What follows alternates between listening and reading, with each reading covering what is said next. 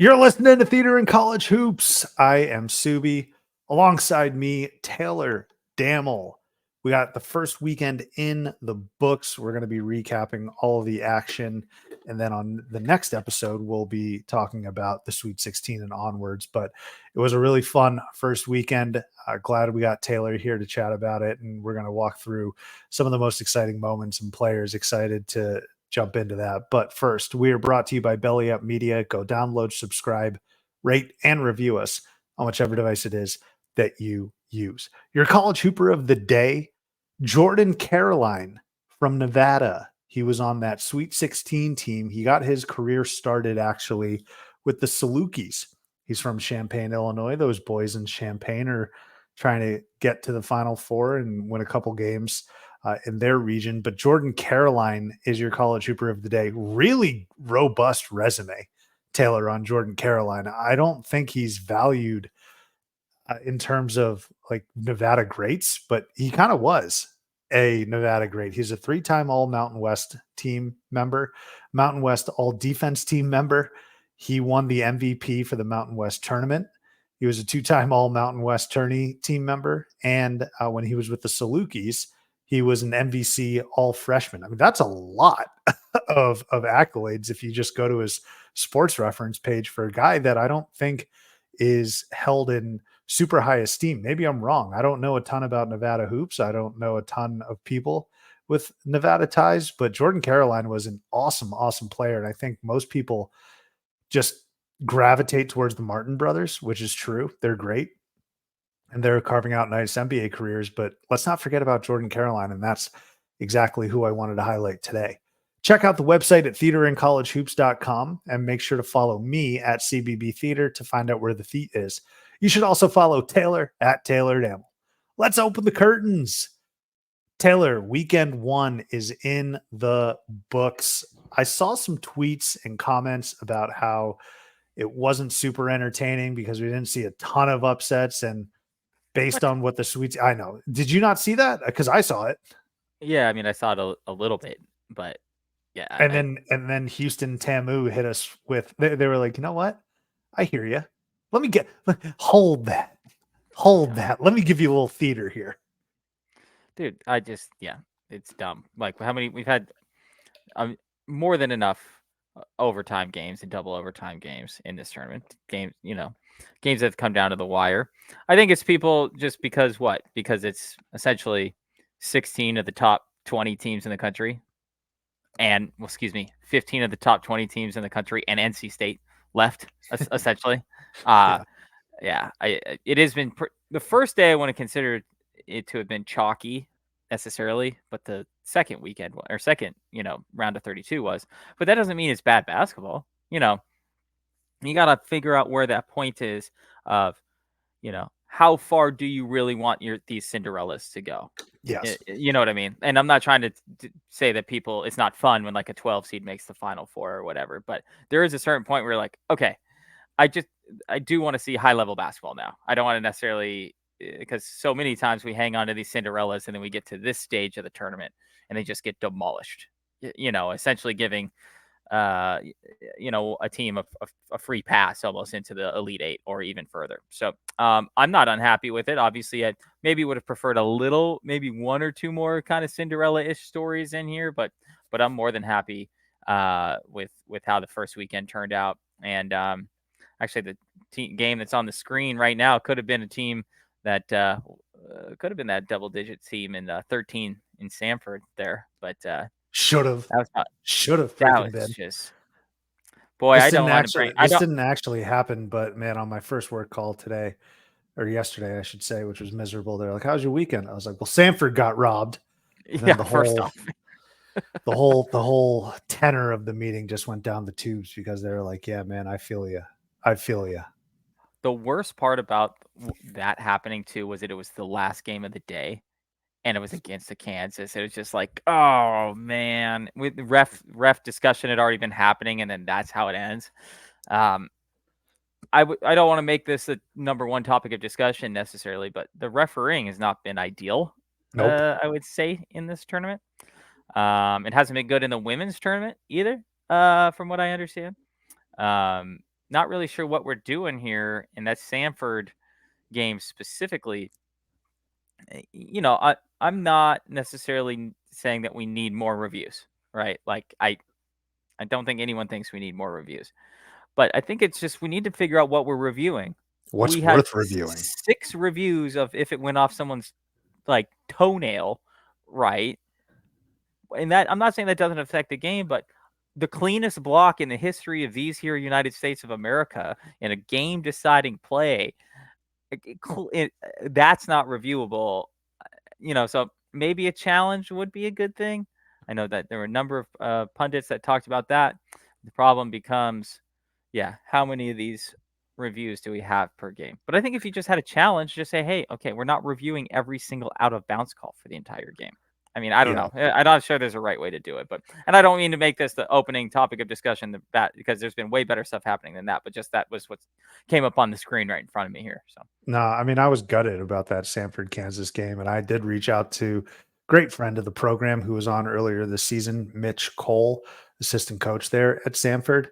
And this is how I know these coaches are far more polished than me and professional. I basically said, "Hey, man, great season. You should be proud, but make no bones about it. You got robbed." I told him that. I was like, "You got robbed." And he was like, "Oh, thanks, man. We had a lot of opportunities. It was a great season." I was like, yeah, that's a very polished response, but I gotta think Mitch is like, "What the hell?" When that I can't imagine what the Sanford reaction was when they first saw it on the court, and then maybe when they saw it more in the locker room. Brutal, brutal end. But I believe in basketball karma, Taylor, and Kansas got theirs the following round with an absolute beatdown at the hands of Gonzaga, and we'll get to that. Maybe we won't actually because it was not interesting whatsoever. Maybe we can talk a little bit about Bill Self's uh, comments. But yeah, we talked a little Sanford, Kansas just now. Let's go back to Thursday and we'll try and go chronologically here and just some quick hitters, quick thoughts on all of these games because there's a lot to get to. But the first best game of the day, I should say, on Thursday was Oakland and Kentucky, and the world got introduced to Jack Gohlke, baby. He was an absolute flamethrower, really evoking memories of Steph Curry just in a 1 game sample. I know Steph went all the way to the Elite Eight, and Steph's an all-time great player, all-time great college basketball player. But this is, Taylor, why we love March Madness. Only one team can win the title. Only a handful of teams can get to a Final Four. Only a handful of teams can make deep runs. But another reason why this tournament's so great is because a guy that we didn't know about a week ago, and fine, sue us. Maybe we're not college basketball diehards because we didn't watch Oakland in and out. But a guy that the country didn't know about was just thrust to the forefront, and now he's doing like TurboTax commercials, and he's really taking advantage of his 15 minutes of fame. And by the way, Jack Gohlke was awesome on the court, but just this whole aura surrounding Gohlke and the game and the opponent was so cool from the Oakland and Kentucky matchup. I mean, this quite legitimately could be the last game ever coached by Coach John Calipari at Kentucky, and he goes down to the Goldster there. Oh, Gohlke and Townsend was their best player, I believe, on the team. I love this Gohlke story though. Yep. Like, hey guys, just telling everybody, I'm not going inside the perimeter. Just so you're aware, like I'm going to be out here the whole time, and yet you're still not going to be able to do anything about it.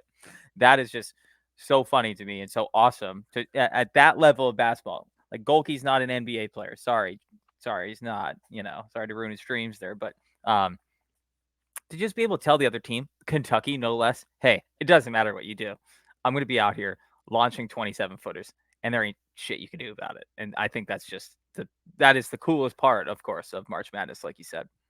Well, that's also the dichotomy between the lottery picks that not only Kentucky has produced in the past, but will produce with this team, and Reed Shepherd and Rob Dillingham and maybe Antonio Reeves as well. And then you got Gohlke just lighting them up. Like how is that not beautiful to some folks? And I thought just from an X's and O's basketball perspective, Taylor, Kentucky after the first 3 or so that went in for Gohlke did a good job trying to defend him and challenge the shots. He was just on a heater. But the point that I'm making is You can't let a guy like that see 3 straight go in, because then it almost doesn't matter what you do. You're cooked.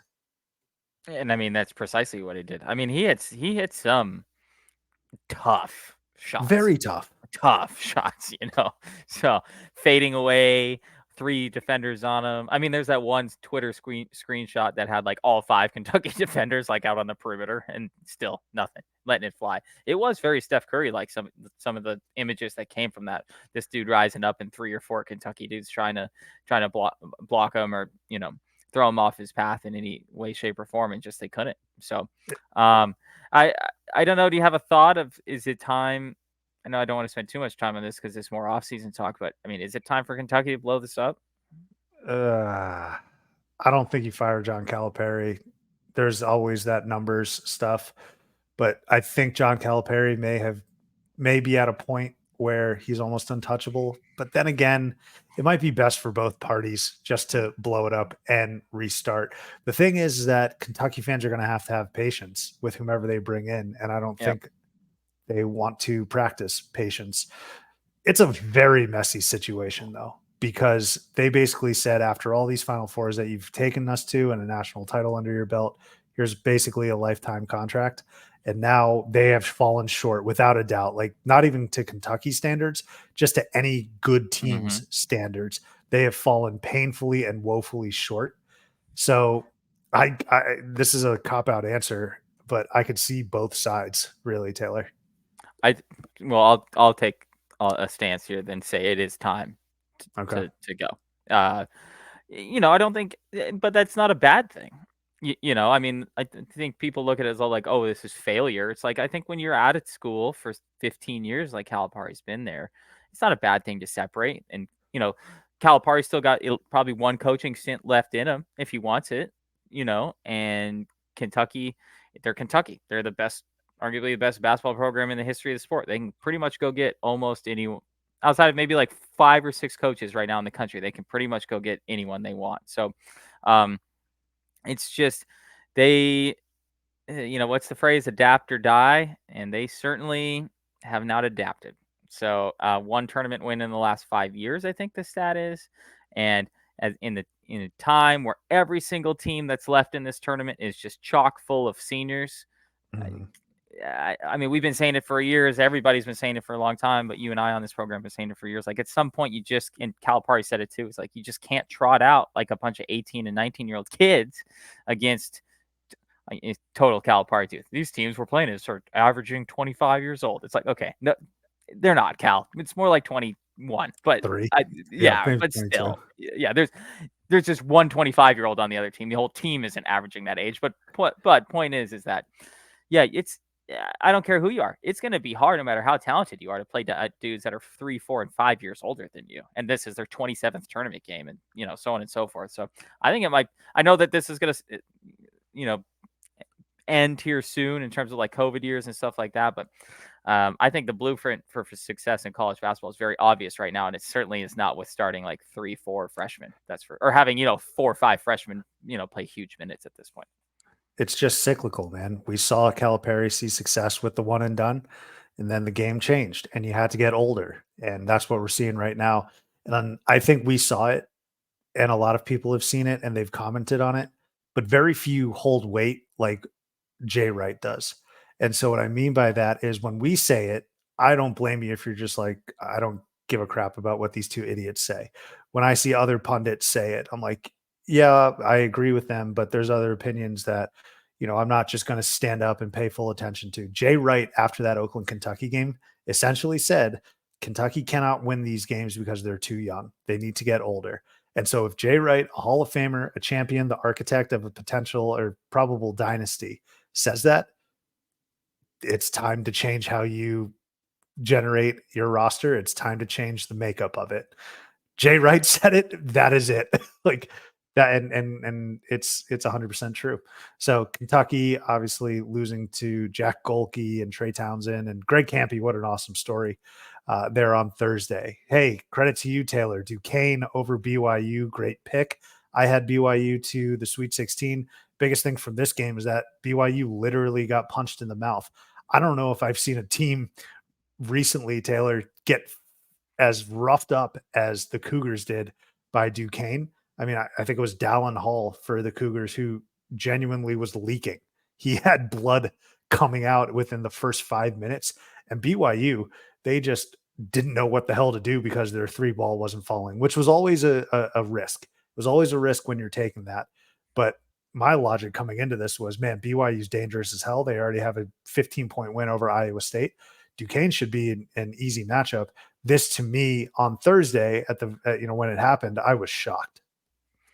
Yeah, I definitely wasn't shocked. I mean, the thing that makes BYU good, like you said, is also one of the things that makes them not good, in that they're not ever going to be the most physically gifted or most talented teams out there. So if their shot's not falling and you can get in there and kind of out physical them, let's call it, then that's a recipe for success against teams like BYU. And that's just how it's always been against BYU. I think it's one of those teams that, um, whether this seems like it's inappropriate to say or not, you kind of always know the makeup of what BYU's program team is going to look like, Yep. and so, and they're just not going to be the most athletic guys in the world. That's just what it is, and so, Duquesne clearly had the formula for that.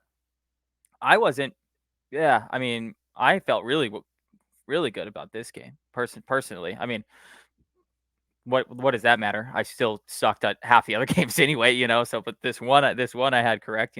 I was all on Florida. That didn't last very, very long, But yeah, BYU is just always going to be kind of right in here. They're always going to be good enough to make the tournament. They had a really good year in the Big 12. Mhm. Certainly performed above and beyond, I think, what most people would have expected them to do this year. But unless you have like a Jimmer, BYU is just never going to move me, and I think that these type of games are perfect examples of that. Yeah. Disappointing performance there. And I'm glad you brought up your picks because you have no shame. I should have shame because I'm like in the cellar right now. It was a bad opening weekend for your boy. This BYU loss didn't help because, like I said, I had him all the way to the Sweet 16. And I didn't trust my gut here because I was like, I love this Illinois team. And look where they're at. They are rolling right now. But that was a dominant performance from the Dukes and Keith Dambrot, and that was really cool to see. Another upset there. Nevada Dayton, I talked about in the intro, Jordan Caroline for Nevada, and he was part of that team that made an epic comeback against Cincinnati en route to a Sweet 16. This time, the Wolfpack were on the opposite side of an epic comeback, and they just completely melted down. They were up 17 against Dayton, and then they just stopped playing basketball. It looked like Dayton got hot from three, which is what they do. They are a very good 3-point shooting team. But I was very shocked at this result as well, Taylor, because Dayton hadn't really beaten anyone all season long. They had a good streak in the middle of the year, and then they faded towards the end. They didn't win the A10 conference, which I think a lot of folks thought they would. We thought Deron Holmes, best player on the court, but how is Dayton as a whole? And then you look at Nevada and everyone talking about the Mountain West, myself included, and you look at guys like Jared Lucas and you look at Blackshear and how tough they are. And they've only lost like 6 games or something all season. And they were dominating this game up 17, and then they just stopped. They just legitimately stopped playing, and it was wild to witness. And Dayton ended up coming up with a victory. I mean, to only score 60 points and give up a 17-point lead is like great. That's a huge percentage of points that they were up that they ended up scoring, almost a third of their points, essentially. So that in itself, sometimes you see a comeback and it's like 100-point game, and you're like, yeah, okay, so team went on a run. When you only score 60 to 63 and there was a 17-point comeback, like that means one team just shut down and stopped playing basketball. Kobe Brea had a good game. He had 5 threes in this game for Dayton. That was always a question with Dayton, like you said, is who else is going to be available to score the basketball for them outside of Deron Holmes. They were, like you said, a top 5 3-point shooting team in the country this year. I think they shot as a team like 42% from 3 Yeah. as a team. Dangerous. Yeah, and in this game that came to fruition, I'm a little disappointed in Nevada, though. I will say Oh, that yeah. they were the favorites in this game. Dayton was clearly overseeded, I believe, coming into this. and they just kind of let them off the hook. They are who we thought they were, and they let them off the hook. I mean, really, Yeah. that Dayton was who we thought they were, but Nevada just stopped playing basketball. Yeah, and it's especially concerning considering the game was in Salt Lake City, not terribly far from Reno. So you have to think the Wolfpack contingent, and Dayton's a great program. They have great fans that travel, but the Wolfpack should have won that game, and they're going to rue that. They're going to rue that because I actually think they would have had a decent shot against Arizona. I never picked them to beat Arizona, but they didn't even give themselves the opportunity to do it. And this is one of those deals where you have a core like Blackshear and Jared Lucas, and you don't take advantage of these opportunities after going through a tremendous season, racking up all those wins and all those classic games. I'm thinking of the game winner in Fort Collins against Colorado State. And then 12 minutes of bad basketball just torpedo your season. Wild to witness.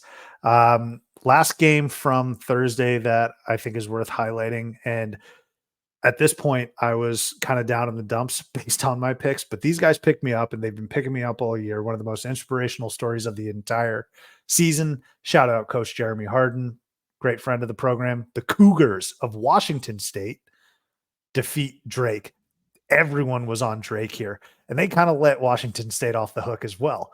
They were up late, and it was just weird to witness Tucker DeVries pass up a lot of shots. It was weird to witness Drake just kind of shut down in their offensive sets towards the end of the game. But again, credit to Wazoo. And this is actually this result wasn't surprising to me because all I've been preaching about the Cougs this entire season is their toughness and their mental fortitude and how it's damn near impossible to kill them off. If you're going to beat them, you need to beat them by like 20 plus. And we even saw that with Iowa State. I forget what the exact score line was in that round of 32 matchup, but they gave Iowa State hell. They gave Iowa State a very tough matchup. And so going back to the Drake game, I just kept saying, like, yeah, I understand Drake is up here late. And it wasn't like they were up 13 or 15. They were up 7. But I said, if you just continue to let Miles Rice and Jalen Wells hang around, you're going to be in a world of hurt. And Isaac Jones, who was tremendous, absolutely incredible down low. Raise your hand, Taylor, if you've been personally victimized by Isaac Jones. You and I can raise our hands for that. Multiple Exactly. times. Yes, exactly. And so it's funny. The two coaches in this matchup have now gone on to what they at least consider greener pastures. Darian DeVries at West Virginia. Kyle Smith goes to the ACC at Stanford.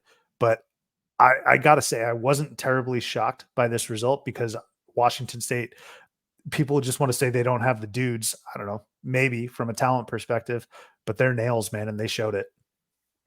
Yeah, I mean, both teams had stretches in the second half where they just couldn't score the basketball, especially right in the middle of the second half.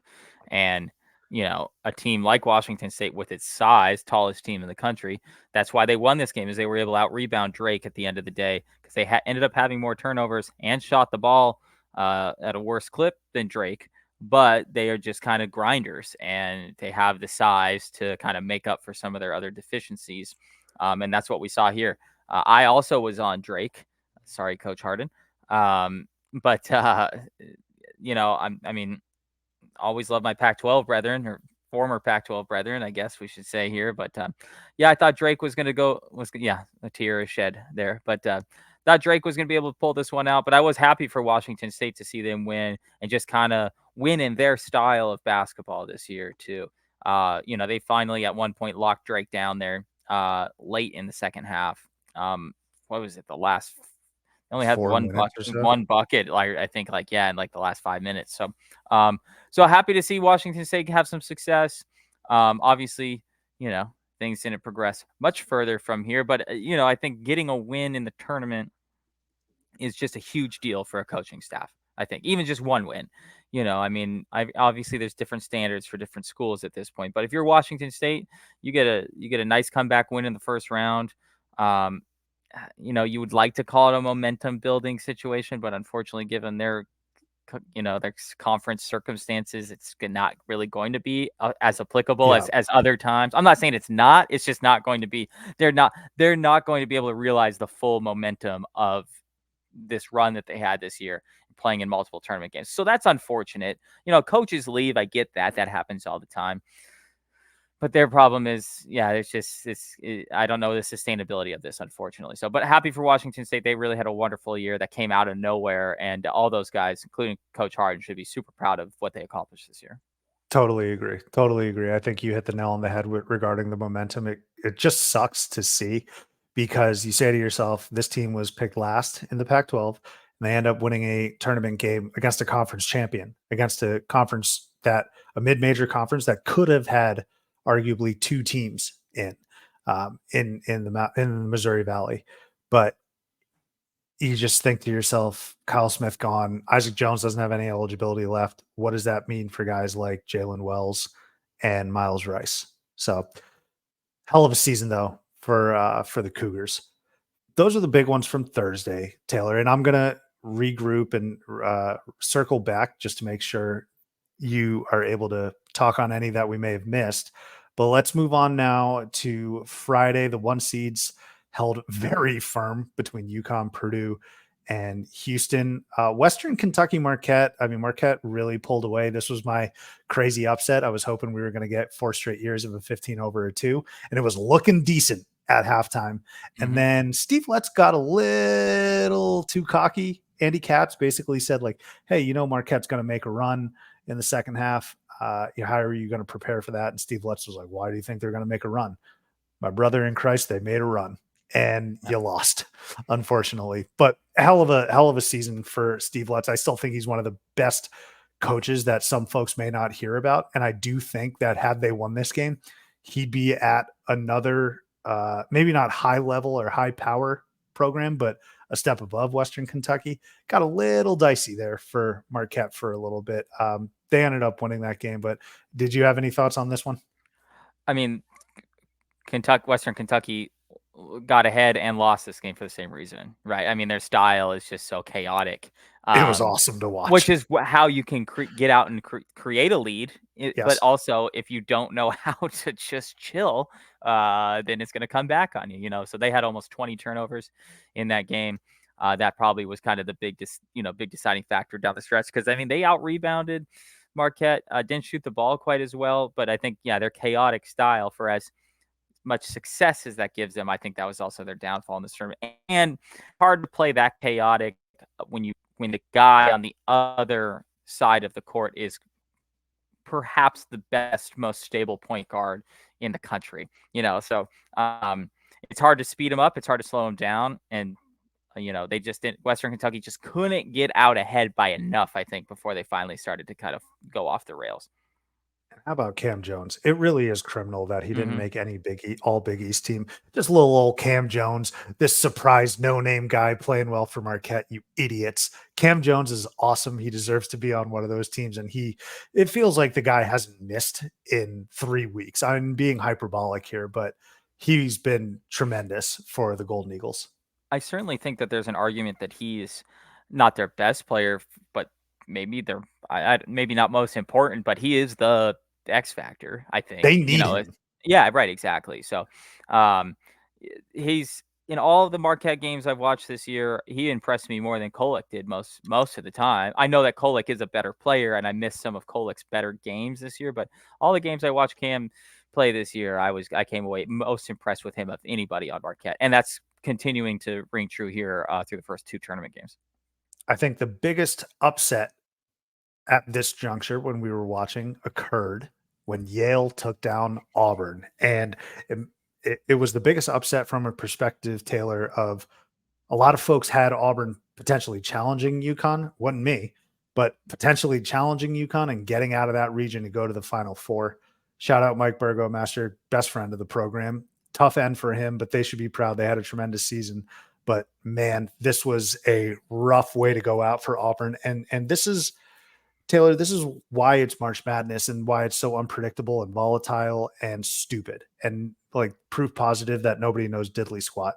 Auburn was playing like one of the best teams in the entire country for 3 weeks. They won the SEC tournament pretty convincingly, excuse me. Alabama was playing like one of the worst teams in the entire country for the last 3 weeks. They couldn't play defense. They couldn't stop a nosebleed. Guess what? Auburn loses in the first game. Alabama's in the Sweet 16. It makes absolutely no sense, but the the game script for this Yale Auburn game got hijacked, man, and it was self-inflicted. Chad Baker Mazzari got tossed, and you could argue Bruce Pearl was saying he shouldn't have done it, but it should have been a flagrant one. I don't know if I necessarily agree with that. I'm sorry. Like, he lined up that Yale player and he wound up and threw an elbow. He got tossed, and I've been banging on the Chad Baker Mazzara drum all year. I feel like he's a wrench. He's such a versatile guy for them. I think at one point he led the team in assist to turnover ratio. That was a huge, huge loss for them. And it kind of quelled momentum for the Tigers because Janai Broom was eating down low. I think they had like a 10-2 lead. Baker Mazzara gets tossed. And what do you know? Yale just continued to stay in it. Pulikides, another March legend there in New Haven and in the country. But crazy, crazy game for Yale. And Auburn still also had a chance to push this to overtime and potentially win. You go 0 for 2 at the line, scramble for the rebound, miss a three. Disappointing end for the Tigers. It was, yeah, a gut punch for Auburn. I mean, Auburn was up 10 at the under 8 timeout of the second half, too. I mean, it was right there for them to just, and that's where we always see this happen in the tournament. Where it's like, oh man, Yale played well, but this is when a team like Auburn, a super talented, battle-tested team, up 10 with under 8, you're like, oh man, they're just gonna suffocate a team like Yale out, and this game's gonna be over. And yet, that's not at all what happened. So this is the biggest upset of the tournament for sure in my mind. I mean, Auburn had the 5th highest odds to win the national championship. So I mean, for them to go down to an Ivy League team, who would ever do something like that, lose to an Ivy League team in the first round of the tournament as a national championship favorite? Like, what losers? So yeah, that are also have the same initials as well. But yeah, I feel bad for Burgo. It just didn't feel like an Auburn game, and I think you're right with the ejection, but there was just something that just didn't feel right about this game for Auburn. And clearly, we see how that turned out. Yeah. So there were a lot of parallels actually between that Arizona Princeton game and this Yale Tigers game, Auburn game. And you had alluded to it a little bit by saying, Auburn was up 10, Arizona was up 10 at like kind of a late juncture of the game, but they didn't push it to 15. And when it's that late, Taylor, you have less and less time to put these dudes out and snuff them away. Like, if it was up 10 with 7 minutes to go in the first half and you don't extend it to 20 or something and just take care of business, you still have 20 minutes in the second half to do exactly that. But when you're at with a 10-point lead, 8 minutes to go, and it's kind of like that knife edge, do you want to continue to allow Yale to maybe make a crazy run with a couple threes, or do you want to just completely put your foot on their throat? Auburn couldn't do that, and Yale stuck around, and towards the end they made more shots and made more key plays. And again, Auburn had a chance to win, but that's how these upsets happen, because you let them stick around, and then all of a sudden you're like, holy shit, we're down 2 with 5 seconds to go. Like, we have to score here, otherwise our season's over. And it happens in a jiff like that. But credit to Yale. Danny Wolf, a lot of people are saying, could be an NBA player. So they held their own for sure. And shout out to the Ivy League. I started this season, Taylor, by crediting the Ivy, and they yet again win a conference tournament game. A Yale team that was very close to being upset by Brown, by the way. Yeah. But moving on now, these are the 2 games that we nailed. Absolutely nailed, Taylor. So JMU beats Wisconsin, GCU beats St. Mary's. Let's start with JMU, Wisconsin. I got nothing to say. I'm going to let you go because you were Nostradamus on this. Might have been your best take. Easiest bet of the whole tournament was this. By far the easiest bet of the whole tournament. I mean, this game wasn't even, it was kind of, I don't want to say over, but Wisconsin never started this game. I mean, they only scored 20 points in the first half. And I mean, I can't gloat about too much because I'm you can go for it. I'm fully aware that I'm wrong more than I'm right. I think as time moves on here, but for the life of me, we don't have to spend too much time on it because I spent a lot of time on it all year. Never saw it with this Wisconsin team. Never understood why people thought they were so good at times. People talking about them winning the Big Ten, them being a fringe national championship contender, all this type of stuff. I mean, when they got demolished in Tucson by 30 plus points, and then a week later, they won like 3 or 4 more games, and people are like, well, is this the best team of the Big Ten? Maybe a sneaky run at the tournament. I'm like, who are they going to beat when they get to the tournament? They just got run out of the gym in like 6 minutes from a team that you would play to contend for the national championship in the tournament. And then you had people, I don't know. Yeah, I don't know. They still got a shot to win it. I don't know. I never saw it. They never fell out of the rankings for some reason. It seemed like the 5 seed was ridiculous, if you ask me.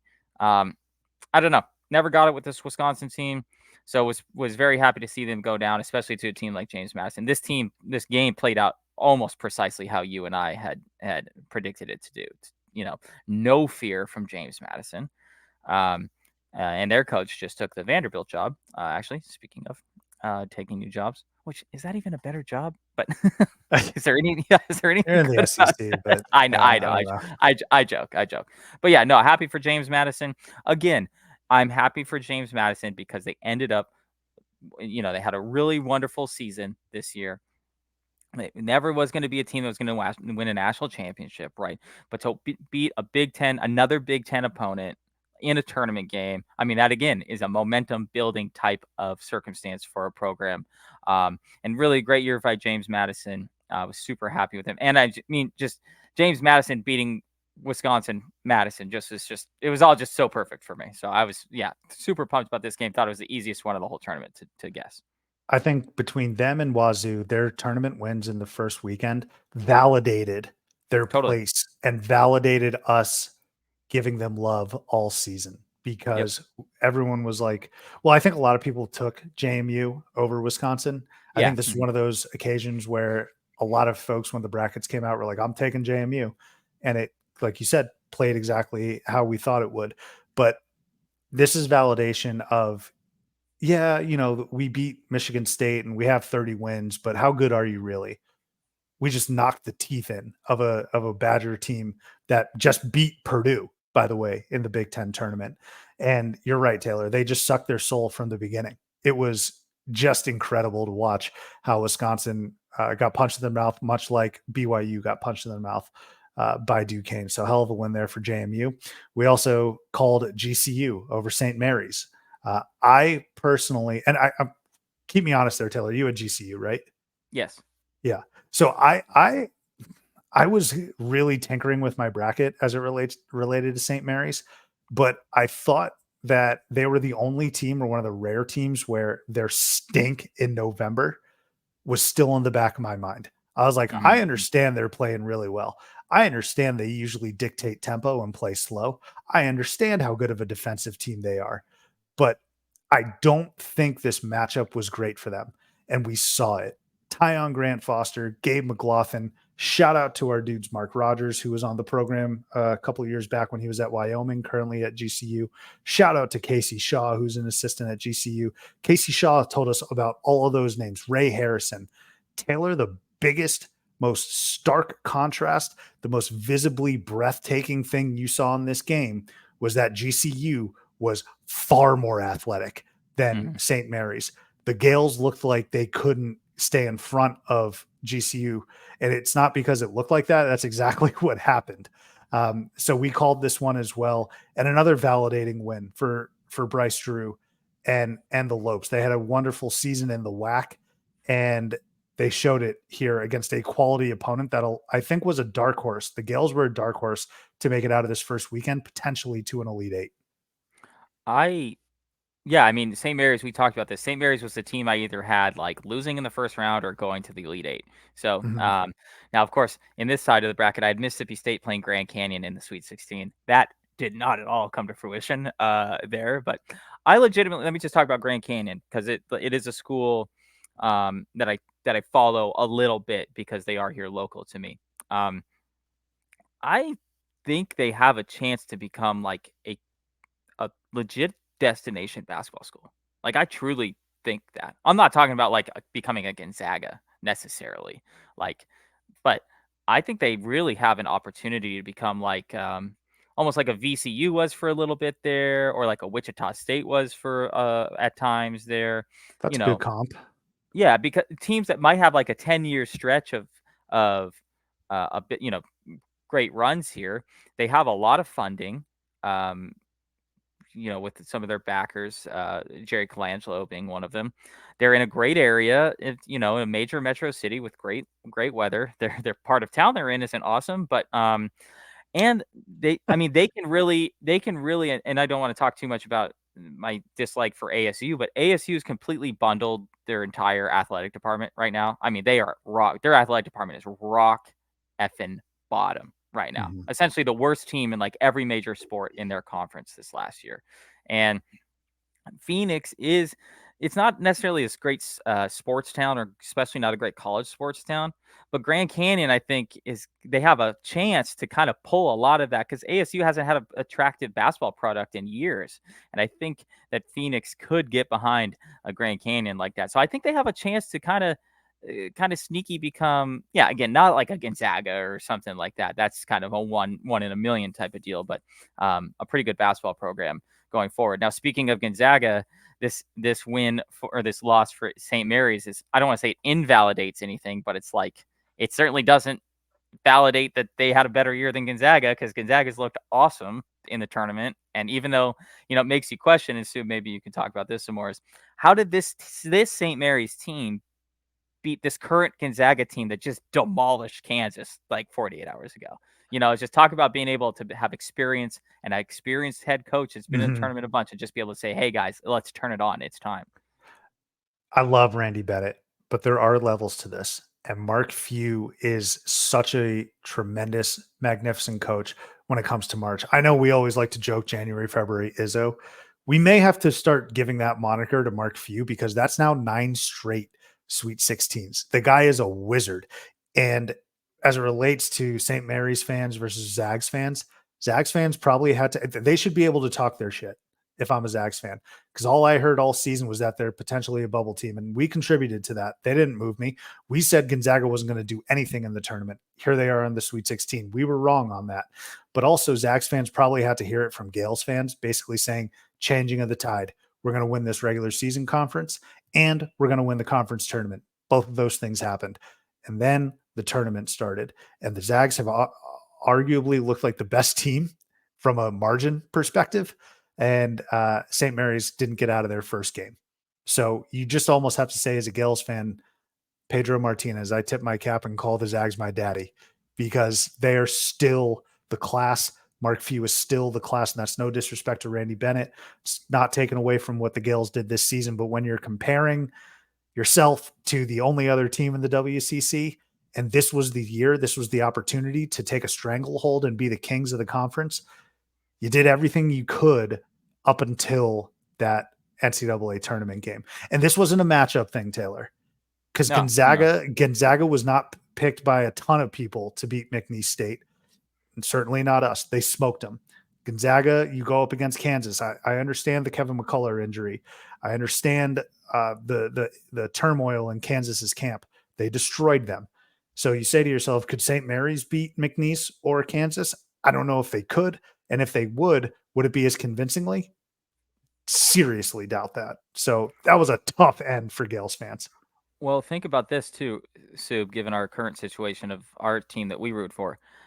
If Gonzaga ends up in the West, they probably would have been the 6th seed in the West. Imagine how different you would feel today if Arizona had to play this Gonzaga team versus, yeah, right, versus playing No, this St. Mary's, yeah, or versus playing either what could have been St. Mary's or this Clemson team that they're playing. I I'm very happy that we're playing Clemson and not Gonzaga. Let's put it that way. speaking of Clemson, they destroyed New Mexico, and man, New Very Mexico, surprising. Yeah, I I was think. disgusted. I mean, that did not help our ACC versus Mountain West debate, which has just been raging. But also, Colorado State beat Virginia. I don't know why that's conveniently getting left out, but New Mexico didn't look good whatsoever, and I was shocked at that result, and I was really disappointed. Um, Colorado, Florida, though, man, I think this might be my favorite game of the tournament. Just an unbelievable display of shot making, man. It was like 45-45 at halftime. We got a 102-100 finish. Colorado at one point toward late in the game just was unstoppable. Florida could not provide any resistance. They were scoring every single trip down. And then Florida just decided, nah, let's go on a 13-0 run. Walter Clayton Jr., when they were down 3, crosses half court. I think he was expecting Colorado to foul him. And he said, I'm not even going to give you the opportunity. Pulled up, hit a 3. And then on the way back down, Colorado's KJ Simpson on the baseline. Many don't know this. The K in KJ stands for Kawhi, because that baseline game winner was very Kawhi-esque with his game winner over Philly in Game 7 of the Eastern Conference semifinals a few years back. Hit every part of the rim. Taylor, this was just a maniacal finish, and Colorado ended up winning this game. We picked Florida, but it didn't shock me all that much that Colorado won this, because they're a really well-constructed basketball team, and you saw some of their flaws because giving up that crazy run to Florida. But man, what a crazy, wild finish. That was so much fun. 2 really incredible games for Colorado in this tournament. 2 of the most entertaining. The biggest shock to me, and I don't know if it's shock is the right word, but is that Marquette advanced out of that little foursome that was down there. Because I was like, oh man, to pull Western Kentucky, who had the lead in the first half against Marquette, then to either have to play Boise State, Colorado, or Florida. I mean, those are 3 good basketball teams, and so Marquette obviously made it out alive, but I thought Florida was going to win this game because I thought they were going to have an ability to carve out the rebounding advantage. You can't have a rebounding advantage if the other team doesn't miss the entire game. So Colorado shot 63% from the field. And so think about this. In a game that was 100 to 102, neither team had 30 rebounds in the game because, literally just neither team would miss the basketball. So it was an awesome game. Like you said, high level, perhaps the most entertaining game of the entire tournament, or one of the for sure. And yeah, Colorado in this game, the guys we talked about, their stars did, shined, especially right there at the end. Yeah, this was just elite level of hoops. And for me, I think it was the most entertaining just because of the shot making. But you mentioned, I mentioned that run that Colorado went on when they just couldn't be stopped, even when they didn't hit their shots, even though they went 63%, even when they weren't making them, Taylor, they would get fouled. Like Florida couldn't stop them from putting the ball in the basket for such a long stretch. It was maddening to me. And I was just sitting there like, Florida, just get 2 stops, maybe 1.5, whatever that means, and you were just fine. And look at them. They almost picked that off. They almost won that game. You could have, that was a coin flip game, but it ended up with Colorado advancing. And then I'm not going to spend too much time on this. Northwestern defeats Florida Atlantic. One of your best takes was Wisconsin. I'm ready to say my best take was that the South Florida schools, Miami and FAU, were overvalued coming in to this season. Yep. They were both ranked in the top 15. And look, I said this in, I think, our preview episode, man, it's crazy how time flies. But I said, when you go to a Final Four, you get a certain level of respect the next season. And I get that. They deserve to be ranked. But I was sitting there saying, top 15? I don't know if I see it with these 2 teams. Miami had an atrocious year. And then FAU, all of their warts, all of their pimples, all of their ugliness resurfaced in this Northwestern game. They didn't play good basketball in the year of our Lord 2024, Taylor. Like the second the calendar flipped to January 1st, 2024, they had so many bad habits. They weren't taking any game seriously. And when you get matched up against a Boo Buie and a solid team in Northwestern who has taken down a Purdue, who has forced Purdue to overtime, you're not winning that ball game. And they didn't. Now, it did go to overtime, but Northwestern was the better team all season, I thought, and FAU was just overvalued. So I am going to take a victory lap on my takes of FAU and Miami. Dusty May off to Michigan. We'll see how he does in the Big Ten. Maybe get some revenge on Northwestern. You can run me over with your takes about those 2 schools versus mine, because I was very high on FAU and Miami, and that was wrong. I've never seen, the only thing I have to say about this game is I've never seen a team score just as many points in overtime as they did in the first half. especially especially a school like Northwestern. Like Brooks Northwestern's Barnheiser, not baby. gonna light it on fire out there, right? But for that overtime period, they did score 19 points in a 5-minute overtime is very impressive. So, It's sorry, go ahead. oh, that's all I got. Yeah, go ahead. I mean, we saw with Creighton against Oregon when a team just runs out of gas and you're Yep. almost, and also John L. Davis towards the end. I love Nelly Davis, but the end of regulation, very casual. And he threw up a very hotly contested shot that had no chance of going in. But there was 7 seconds left. And who else did we see this with? Maybe it was in the round of 32. I forget, but there was like 7 seconds left and they're just casually walking the ball up. I think it was Oregon. Was it Cuisinart? No, I don't think it, maybe. Where Maybe I I mean, I don't know know. he was gassed, but Dana Altman was like, "Yo, go!" I well, Yeah, no, this was different. Like I know what you're talking about, and I tweeted about it because I was like, I right. don't think Kuznard has the facilities right now No, but to I'm talking go. about. I thought that happened even to end regulation though, as well. Not Oh, not just the one in potentially, right. Yeah. but anyway, But sure. Yeah. Go ahead. I mean, no, you're right. But like the John L. Davis to end regulation, I'm just sitting there like, dude, get going, man. And then Northwestern with a comprehensive performance. Really impressed with Brooks Barnheiser. We've been, raise your hand, Taylor. Raise your hand if you've been personally victimized by Ryan Langborg. We have Ivy League tough right there. So FAU no longer, yeah. So that's what that is now 2 teams from last year's Final Four out in Miami and FAU. And we're going to see a third team lose because UConn and SDSU play in the Sweet 16. Yep. Mm-hmm. Taylor, anything from the opening round games Thursday, Friday that I missed that you want to talk about? No. I think kind of an overarching point of the weekend, especially the first 2 games, is there were a number of buzzer beater opportunities that just kind of never came to fruition because of like what you just talked about. Either casually taking up the ball or underdog not being able to pull it off at the end. Moving on then to the Saturday slate, opening the round of 32, the big dog matchup, Michigan State, North Carolina. Michigan State in the first half flexed their muscle, and I think they were taking their momentum over a comprehensive win against Mississippi State into North Carolina, and UNC got punched a little bit, but the better team won, and the defense showed up again for North Carolina, and Seth Trimble was terrific for them. RJ Davis, tremendous. Elliot Cadeau, man, you got to make them defend you a little bit, make them take you seriously a little bit. But I think the story here isn't so much Carolina. I think it's Michigan State. And for so long, and I was one of them, you say to yourself, just wait, I'm not worried about Michigan State. Remember the conversation we had after they lost to Yep. JMU? And Yep. then like 2 weeks later, after they still didn't right the ship, and then they go on a little bit of a run, but then they regress. It was 2 feet, or it was 2 steps forward, 1 steps back for Michigan State. And this is who they were all season. It was a team that was capable of winning 1 game in the NCAA tournament, and that was it. And that's exactly what happened.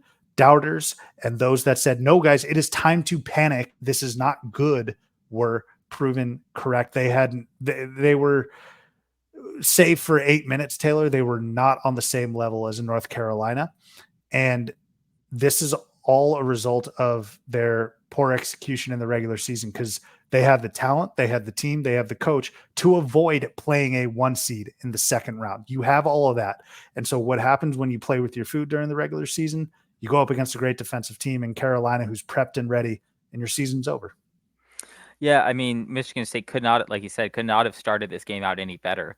And this game had a surprising spread. North Carolina was only a 4-point favorite at tip heading into this game, which was surprisingly low for a number 1 seed versus a team that really underperformed throughout the year. I bet on Michigan State, and after the first 10 minutes, I was like, oh man, we got a shot, Looking good. And then from there, they just got run out of. They didn't get run out of the gym as a general sense, but from for the last 30 minutes, they did. They were essentially up 10 and then lost by 16. So a 26-point swing across the last 30 minutes. Not sure if it says much about the future of Michigan State at this point. I know Izzo kind of said he had a get rich or die trying moment there yesterday. But North Sweet Carolina, 16 or die trying. yeah, right. North Carolina didn't impress me. They didn't. I wasn't unimpressed. I wasn't impressed. This is how I felt like if they were going to win this game, it should have gone. I mean, I know I bet on Michigan State, but that was heart, not head. I think North Carolina's looked good. I don't think they've looked incredible. I think they've looked exactly how they should. And yeah, we got a great matchup for them coming up in the Sweet 16 as well. Only thing I'd push back on, Carolina did impress me a little bit because no other 1 seed had to play this type of 8 or 9 seed. So let me rephrase. I shouldn't say impressed. They didn't do anything above and beyond what my expectation of them was. So I should rephrase that. Fair. Where were Sean Miller and Archie Miller for the Dayton, Arizona game? That's what everyone's wondering. Arizona wins 78-68. They were dominating Dayton in the first half, shooting super well. Caleb Love got out hot. They held a 17-point lead, and then they just decided to be complete assholes, ruin our day potentially, give up a 10-0 run heading into halftime. And then it was touch and go in the second half, Taylor. They ended up winning the second half by 3, which whenever Arizona goes into a locker room, all you just say to yourself is, please just play even. You don't even have to win the half. Just play even.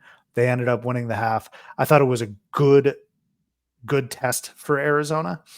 Just a few things from this, though. One, it was very evident. Let me say this. It was very evident what Tommy did in the transfer portal and constructing this roster, because we needed guys that had experience. We needed guys that weren't afraid of the moment. And we saw that when things got tough. And even if it's a guy like Jaden Bradley, who was phenomenal, awesome, absolutely incredible in this game. Caleb Love started out hot. Keyshawn Johnson was solid throughout the season. Those are guys that weren't on the team last year. And you just buckle in and you weather the storm that was Dayton. And then the other thing that I thought was pretty funny for me is, Taylor, how many times is Arizona on the side or administering a 12-0 run, a 10-0 run, and then the other team calls a timeout? And I'm always over here being like, decline the timeout. We need to introduce that as a rule. You should be able to decline opponent's timeout and be like, nope, take the ball out of the hoop. We're still going. You got one of those per game. But the other team will take a timeout, or you enter halftime and you're like, shoot, I kind of wish we didn't have to take a break. Dayton went on that 10-0 run, Taylor, and I will almost guarantee Tommy, and I know me, I was saying, thank God for halftime, man. Yeah, you were saying that. Yeah. Really that was the only, I know it was touch and go for a few minutes in the second half, but that end of the first half is really the only time Dayton played very good basketball. And it was really only for like 4 minutes. Dayton clearly was not as talented as Arizona, clearly not as big as Arizona. I thought the test for Arizona was perfect. A game that they never really, we are in fear because we're kind of sky is falling when games are happening. But if you look at it, yeah, but I mean, it's kind of like, when we have other teams that we watch and you're like, oh, they're up 9. Yeah, they're not blowing that lead. That's what everybody else in the country was thinking about Arizona too. But you and I are like, oh my God, Deron Holmes is going to score 68 points. Like, I will say, and I don't care if I sound petty when I say this, one of the worst officiated games I've ever seen in my life was this game. It was absurd. He was getting treated like Zach Edey. I was beside myself. There were I'm saying literally because it was literally like 8 straight possessions where all he did was catch the ball, and he was traveling too. Oh my God. Oh, just every possession, it was either a foul or he would travel, like obviously travel. And you could tell that, and this is where Arizona's experience really came in as a factor. You could tell that Arizona was getting frustrated with the calls that were being administered against them, or not being administered at all, I guess maybe would be a better way to put it. But yeah, Keyshawn Johnson, Jaden Bradley, Pella Larson, all these guys who just have, Swiss Army knife versatility, low key, and Swedish experienced Army players. knife. Well, yeah, right. But yeah, I mean, you could tell that was a definitely factor. So you hit it spot on with the experience factor, I think, in this one, where, yeah, it got close, but I don't get Arizona was ever going to lose this game. They started to get flustered with the officiating, but they kind of just looked at each other. They showed there the camera shot, I think was the under 8 timeout of the starting lineup that was on the court, or the lineup that was on the court. And you could tell they kind of just had that, like, okay, guys, like, let's shut this down and win this basketball game. Man, that Jaden Bradley strip of Deron Holmes down low, 6'2", 6'3" guard, ripping. Weight room. Yeah. That was awesome. But good test, like I said, for Arizona, and they passed it. They're on to LA. Texas, Tennessee, the Rick Barnes custody battle. This was a game that a lot of folks had circled as a potential matchup, came to fruition. Tennessee ends up winning despite shooting horribly Mm. from three. Taylor, what have we said all season and for the last 3 years, man? But especially this season because Tennessee has an offense. I have always said that I think Tennessee is a Final Four caliber team. Now I do have them losing to Purdue, so if that makes me a hypocrite, fine. But Tennessee had one of those games where they were abysmal from three. And my threshold for them is, or for opponents, if you're playing Tennessee, if you can hold them to under 37% shooting from three, you have a good shot at winning that game. Texas had a very good shot at winning that game because I think the Vols only hit 3 threes all night. But then you say to yourself on the flip side, because the Vols did end up winning, is it destiny? Because we've seen this horrid shooting performance in March. And I've said that they are more than capable of doing that, shooting terribly from three. And it almost always results in a loss against an okay opponent. Like, I think Texas is a quality opponent. Tennessee can't get away with that against, I don't think, the rest of the way. But this was one of those early matchups that would usually kick Tennessee out. And now you say to yourself, is it destiny? Like, don't do it again, Bulls. Don't do it again. But you say, dang, they did end up winning shooting this poorly from three. If they're just decent from three, like we've been saying, maybe they can get to Phoenix. Yeah, I mean, I'm with you in that sense that I don't think it's necessarily destiny, but I do feel better about their next couple of games because we talk about Tennessee is how they go on these 5 game stretches where they play really well, and then the sixth game they do not. Well, if this was the game that they didn't, I mean, Great then point. right, then here we go. Now, I will say I cannot wait. I think their matchup with Creighton, which I know or is probably the game we're about to talk about, or one of the games we're about to talk about is how they got there. But their game with Creighton, I cannot wait for that game. Stylistically, it's going to be one's different style versus another different style. Connect versus Shireman, or Connect versus Kalkbrenner, whoever he ends up going against Shireman most likely. But boy, that's a game that it's such an interesting game to me because it could be like a 98-92 type of game, but I could also see it being like we just saw with Texas, like a 62-58 type of game. Just kind of whose style is going to push back. Yeah, I'm really excited for that. But no, I'm totally with you on Tennessee. Played probably as worse as you could in winning a game in the NCAA tournament against another Power 5 school. You can win that game against an Oakland or a Duquesne or whatever. It's hard to win when you play like that against a Tennessee or a Texas, excuse me. So yeah, I'm on board with you. That was my instant thought though too. Is like I actually think this bodes well for their future.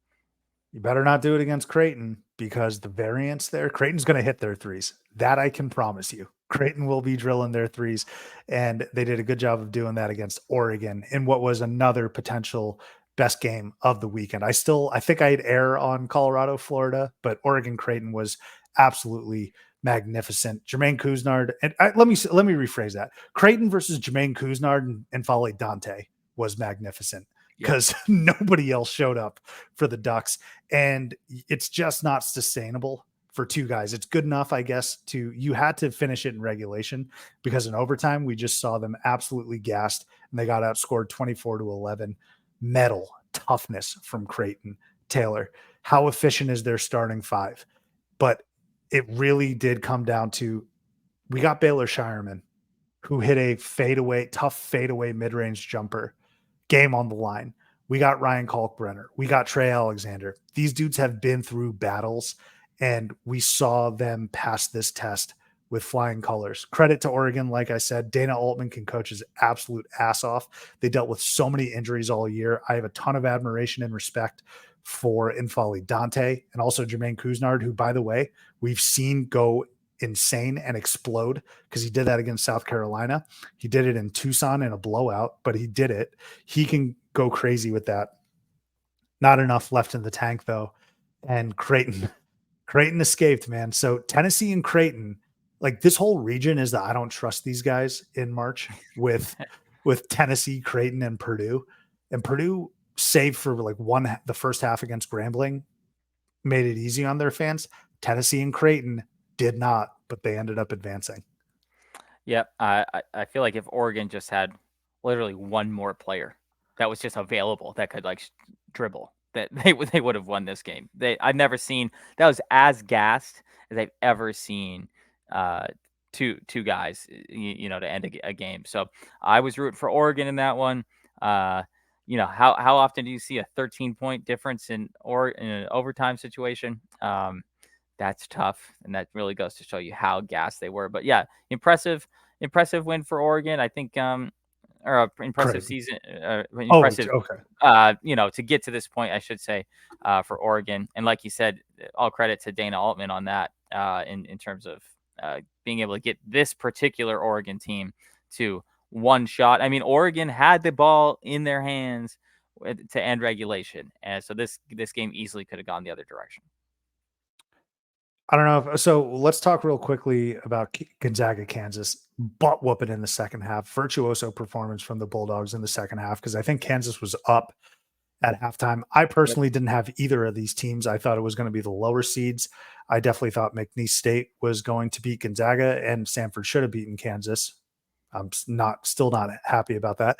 But we got Zags and Jayhawks, and it was just an ass whooping from Gonzaga out of the second half. My biggest takeaway from this, though, Taylor, because this didn't shock me, like Kansas was so disjointed and hobbling across the finish line. And that's a big reason why I did pick Samford to beat them. It was only a matter of time. This team was not making a deep run, and they went up against another quality opponent, and they got their shit pushed in. I think the biggest thing, though, was that Bill Self basically said, like, yeah, I was thinking about next year for the last month. No matter what the context is, that does not sound great. So any thoughts from this Zags Kansas game?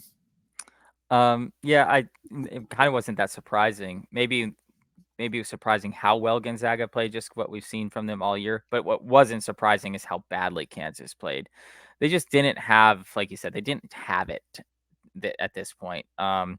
Even if they won this game, they weren't going any further than this, I would imagine, in the next round. So I think I know the comments weren't ideal from Bill Self, but this season totally needed to end for them. Like it was time to just tie a bow on this thing and bury it and move on. So sometimes you have those years. Kansas very rarely has one of those years. If not, they never have those years. So a little smile on my face that Kansas kind of went out with their tail between their legs after somehow beating one Bulldog team. They got smoked by the next one. This reminded me of the Kansas team that lost to USC when Evan Mobley was there, and USC absolutely dominated them.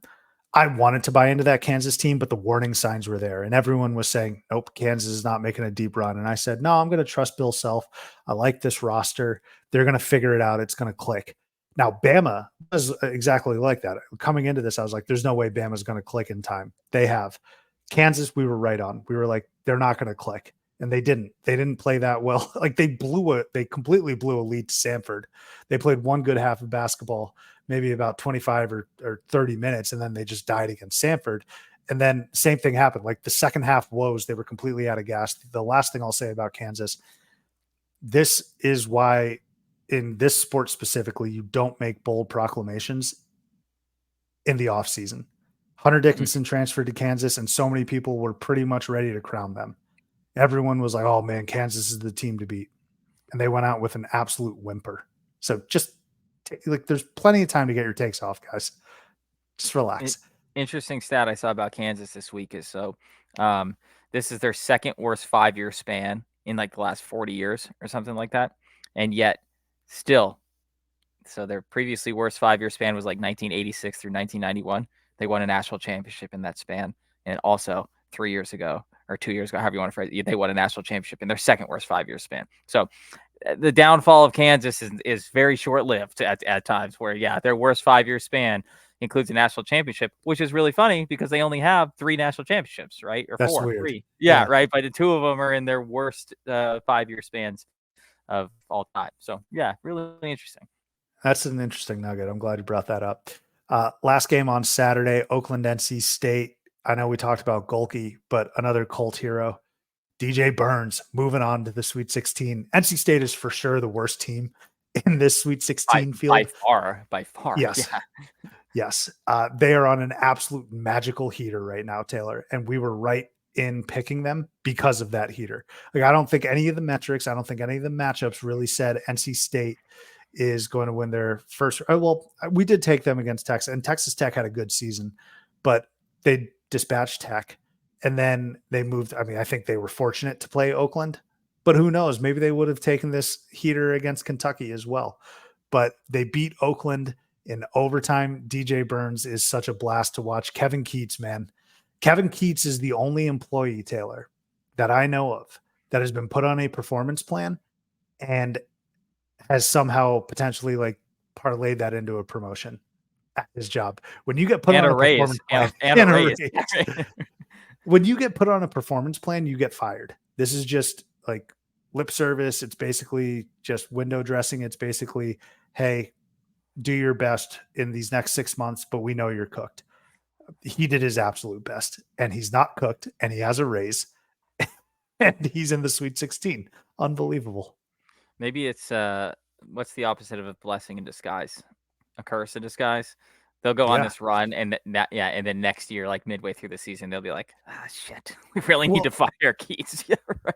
Dude, I think NC State fans after that ACC tournament run are just like, oh my God, we got to retain him just for us to get waxed in the first round. But now NC State fans are just like, why the hell not? Just do it. Like whatever. Go for it. But so this was another game where Oakland had the ball in their hands in end regulation and just couldn't come through. Overtime so far in this tournament is where underdogs have gone to die because a lot of these overtimes the teams haven't even been able to cover, which is extremely interesting. But you could just tell that, yeah, unfortunately for Oakland, they just couldn't get anything to fall over the last few minutes there as much as they tried. Great story in Oakland, like we said. Wonderful season for them. Some new stars that we'll remember. But yeah, happy for NC State. It's fun. They're the funnest story that's left. Obviously, everyone else is chalk essentially. They're the only fun quote unquote story that's left. And DJ Burns is such a. But what a. I mean, he's the perfect guy for this type of situation. Totally agree. And I'm happy for Wolfpack fans because the attention, it's not squarely on them, I guess, but we're already sitting here saying like, this is the one redheaded stepchild of the Sweet 16, right? This is the sore thumb of the Sweet 16. So they are getting that attention as a Cinderella. But I say that because people aren't that shocked that Duke is in the Sweet 16. People aren't that shocked that Carolina's in the Sweet 16. And what drives the triangle? It's those two teams, right? Here's NC State just saying, damn it, I'm here as well. And so I'm happy for them. And I know we do love DJ Burns. He should always get a shout out. But DJ Horn still playing well. ASU, you may have wanted to do your best to hold on to him. So I'm happy to see a former ASU guy propel. And also Duke Brennan at GCU. He did really well. And then also Morcell for NC State. So, I mean, at this point, yeah, you're playing with hot honey. You're playing with fire. But go ahead and get it done. Get another victory under your belt. Why the hell not? Moving on then to Sunday, Taylor. Okay, so Purdue dismantled Utah State. UConn dismantled Northwestern. I guess we'll start with the game that capped off the weekend, Houston, Texas A&M. My biggest takeaway from this, Taylor, I was shocked at how Houston finished that game. Now, there's not many mentally tougher teams. There's not many physically tougher teams than Houston. And there's not a lot of teams that can blow a 13-point lead with 2.5 minutes to go, regroup in overtime, and end up winning the ball game. That's exactly what Houston did. But I was shocked at how they closed that game with missed free throws, open looks for A&M. LJ Cryer fouled out. It just didn't look very Houston-esque. But Superman put on his cape. And in addition to your thoughts from this game, I'll ask you, what would you do for a Jamal Shed on your college basketball team? Yeah, right. Just the perfect college basketball player, essentially. I was also shocked by this game, though. I mean, not necessarily by the result, but I mean, Houston giving up 86 points in regulation. That we didn't see that really all year. We talked about it with Jason on the Selection Sunday show about how he thought Texas A&M was a great potential opportunity to knock off like a Houston, and he kind of called that right there. Obviously, I was rooting hard for Texas A&M in this one, but yeah, Houston, it's almost Tennessee in reverse, right? Because both teams did what they're bad at or what they're good at badly, right? And so, Good point. where it's like, yeah, okay, Houston got 95 points scored on them and survived. Maybe that was the shot that we, meaning the field, had to take down Houston. And yet I feel worse about Houston than I do about Tennessee. I think Tennessee can make more shots. I think that's fine. Houston, when you're giving up 95 points, and you're supposed to be the defensive powerhouse of the tournament, there's something there to me. I know there were foul troubles, all that, but something to me that I'm like, yeah, maybe that doesn't. I don't feel great about that. So I feel better about Tennessee's deficiencies that they had this weekend than I did about Houston's that they had. Great game though, and like you said, I mean, it's hard to replicate that experience at a big position is there for Houston. Man, how cool would it be if we got Houston and Tennessee matched up, two dudes in Dalton Connect and Jamal Shed that can backpack, and you just say, please take us, please carry us. But Houston escapes there. Colorado Marquette, you referenced this game as an awesome, awesome game, and it was. Marquette was dialed in for that first half. Colorado was out of sorts, and then they came out of the locker room, and who got hot for the Buffs? It was Tristan da Silva, one of the most steady, solid players we've seen, Taylor, come through the Pac-12. It feels like in the last 10 years.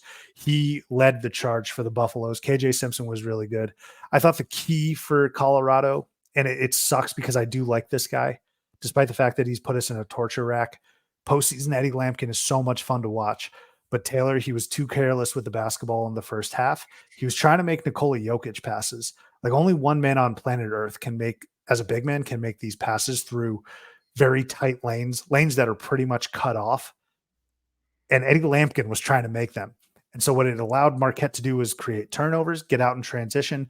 And Marquette only missed 1 2-pointer in the first half. They were elite offensively from an efficient standpoint, but it wasn't really the half court. They were just capitalizing off turnovers. Buffalo's credit to them for fighting back, for clawing back. But Tyler Kolek, closer, man, him and Baylor Shireman, absolute closer. And I was wrong on Marquette because I had some slight questions about how they were going to reintegrate Kolek after being shelved for 2 weeks. That's why my fat ass is on the couch eating chips and Shaka Smart is in the Sweet 16. Shaka Smart knew I need to put this guy on the shelf for a couple weeks because there's going to be the NCAA tournament where I will need him. Virtuoso performance from Kolek, and it all played out perfectly. Yeah, 11 assists in a high level tournament game. That's playing basketball, and he went 10 of 14 from the field. He had 6 turnovers, but I mean, he more than made up for it with his shot making ability and his playmaking ability. So, was impressed with him for sure. Cam Jones, like I said, had another good game. I think he had 18 points in that one. A wonderful game. Colorado played well. They were a little loose with it, but they did play well. Our Pac-12 brethren had to fall at some point. Marquette, I am actually legitimately impressed with Marquette making it out of their little subsegment of the region there. Not the easiest path in a chaotic Western Kentucky and a very talented Colorado team. So I'm impressed with Kolek and how he's reintegrated himself into this roster, and then impressed with their, the games that they've won thus far. I think it's a great point. You're right. I don't think Marquette's getting enough flowers, maybe because they didn't look great in the first half, and maybe because it was a dogfight against a Colorado team who, by the way, is very good. But you're right, Taylor. Marquette deserves their flowers for being challenged in both of those games and coming out on top. I don't know how much time you want to spend on Clemson Baylor, but I was a little surprised. I mean, Baylor can't defend. We know that, but I think this is more about Clemson and how good Chase Hunter looks. He's been playing up and down basketball throughout the season. And I was wrong on Clemson, by the way, which is okay. I'm not mad that I'm wrong about them because all they've shown me the last few years is that they wilt in January and they end up missing the tournament after starting out so hot. Well, they started out hot again this year. They actually did wilt a little bit in January, but they picked it back up. Like they hit a midseason lull, a swoon, and then they picked it back up. And then they got blasted by BC in the ACC tournament. But the Brad Brownell has done a pretty good job. And like on the whole, I was wrong about waiting for Clemson's demise here. I really would like to put a stake in their heart next weekend. But this was a very impressive performance because they kind of dominated Baylor up until like the last 4 minutes when they decided to make it interesting. But I was pretty impressed with Clemson, most specifically Chase Hunter. This really is a game that Baylor should have won. I mean, they're way more athletic than Clemson is, better offensively than Clemson, but they're just so bad defensively, and they just couldn't get past that point. Clemson, I think, is the second worst team. I know that sucks to say it that way, but they're the second worst team left in front of NC State there. I would almost rather play Clemson than NC State right now, though. I mean, am I wrong in saying that? No, I think I would too. Right. So essentially what we're saying is Arizona has the best matchup of anyone, going into the Sweet 16. So I was definitely rooting for Clemson because I feel like Arizona matches up extremely well with them. So I was happy to see Clemson win this basketball game. Last but not least of the ones that we're highlighting, I'm so sick of Alabama. I hate them that they've made me look like such a fool.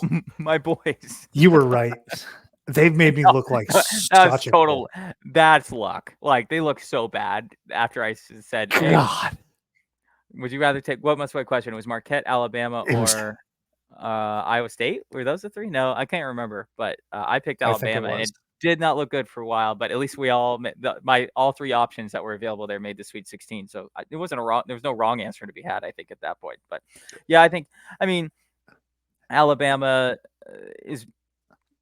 there wasn't anything that was crazy impressive about them in a game over Grand Canyon. I mean, Grand Canyon just doesn't have the horses to run with Alabama.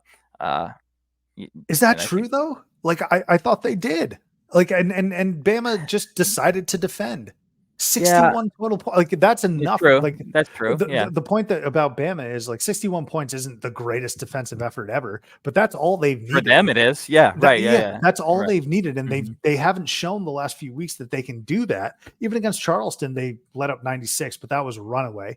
But like Grand Canyon, they clamped down, and I'm over here like, so now you want to defend and make me look like a complete dickhead, like, and shut down Tyon Grant Foster and completely hijack their offense. Like GCU wasn't running anything. It was all ISO ball, and Bama ended up winning. But Taylor, I'm just sitting here like, what the hell, man? Have you ever been caught in what people think is a lie, but you're like, I'm being 100% serious and honest here. Right. That's how I feel like with freaking Alabama.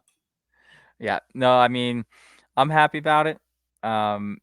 If you look at the teams that are left, in the Sweet 16, they're the fastest, right, team that's left. So, I mean, they're going to play an entertaining brand of basketball, and especially because they play Carolina, right? Yes. Yeah, I mean, that game's going to be 120 to I know North Carolina's good defensively. I know. I understand that. Better than most years, but Carolina still likes to get outrun too, like they always have. Not again, maybe not like maybe when Roy Williams was there as much, but that should be a really, really fun game if Alabama can defend at this level and while also still maintaining pace as well. That boy Mark Sears, and that boy RJ Davis. That's going to be a very, very fun matchup. Taylor, this was a lot of fun recapping. Anything I missed though that you want to talk on? I will say Sunday was not the best day of NCAA tournament days of all time.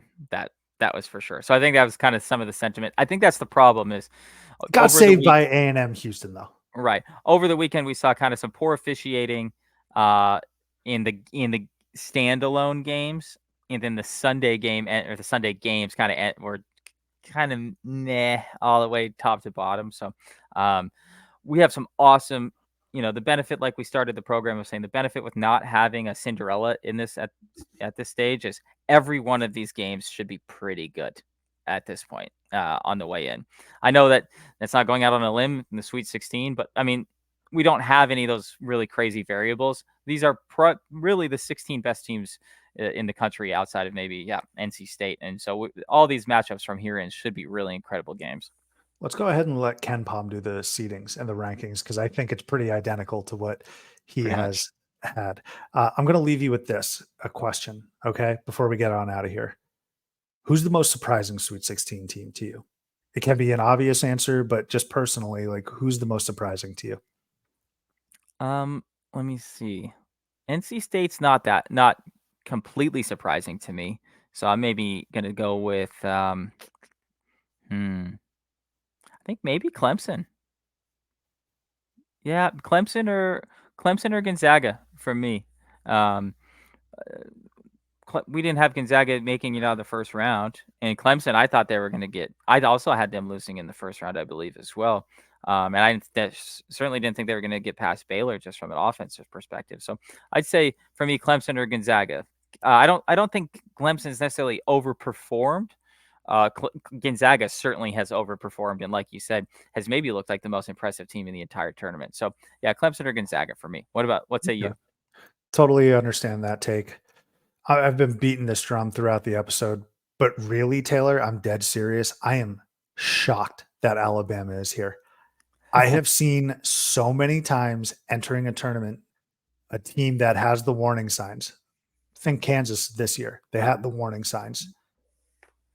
Bama had the warning signs of a team Yeah, that should have been upset. They have looked really good, actually. Like the Charleston game was not close. The GCU game, yeah, they gave up a lead, but they defended well. Everything I've seen from Bama is legitimately like a shock to my system. And I suppose I should apologize to Nate Oates, who is a wonderful coach and has taken Alabama to new heights. Don't forget, folks, this was a team that was ranked or not ranked, but got a number one seed. I mean, I cannot believe Alabama is in this spot, Taylor, especially after watching them and covering them in the SEC tournament for the Sleepers Media channel. I'm just, I'm really, really at a loss for words. But now I'm thinking to myself, they could beat Carolina. yeah. No, they They could can. absolutely beat Carolina. But 100%. Yeah. dude, I thought they would be done by halftime of game one, and they're on to the second weekend. Super shocking to me.